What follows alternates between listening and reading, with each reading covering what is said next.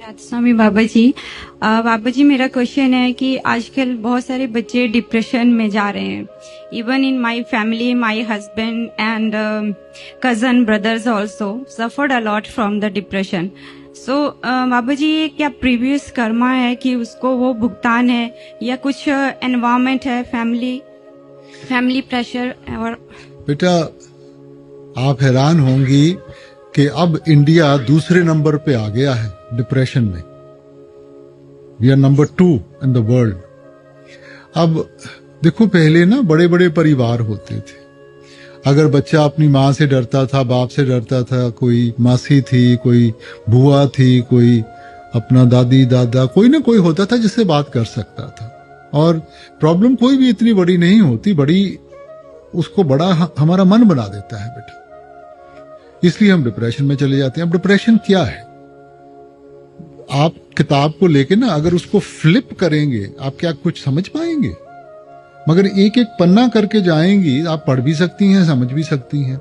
तो जब वो मन ओवर ड्राइव में पड़ जाता है ना, तो उसको कुछ समझ नहीं आती, उसको डिप्रेशन हो जाता है बेटा. तो डॉक्टर भी जो दवाई देता है क्या देता है कि मन आहिस्ता चले, उसका ड्राउजी हो जाएगा, मन स्लो हो जाएगा, उसको समझना आसान हो जाएगा बेटा. अब क्योंकि हम सब कुछ अपने मन में रखते हैं, वो अपनी पूरी भड़ास सब कुछ मन में रखते हैं, तो फिर वो कहीं ना कहीं उसने निकलना है. अब अगर माँ बाप हैं या बहन भाई हैं, यार दोस्त हैं, एक दूसरे से बातचीत करें. अब बातचीत खत्म हो गई है ना.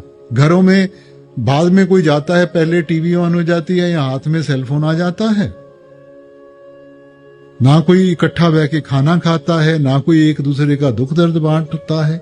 इसीलिए ये चीजें होती हैं. तो ये तो हमने खुद अपने ऊपर लाई है ना ये अवस्था. अब ये कहना कि जी किस्मत में लिखा था या और कोई चीज थी, ये अवस्था तो हमने खुद बनाई है. तो क्यों नहीं परिवार इकट्ठा बह के रोटी खाता? क्यों नहीं एक दूसरे से बात करते?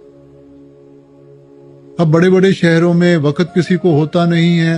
माँ बाप भी जब शाम को आते हैं, थके हो रहे आते हैं, रोटी खा के अपना मन की थकावट दूर करने के किसी ने टीवी लगा ली, किसी ने किताब पकड़ ली, बच्चा अपने कमरे में बैठा है, वो टीवी देख रहा है, आईपैड पे है. तो क्योंकि बातचीत खत्म हो रही है बेटा.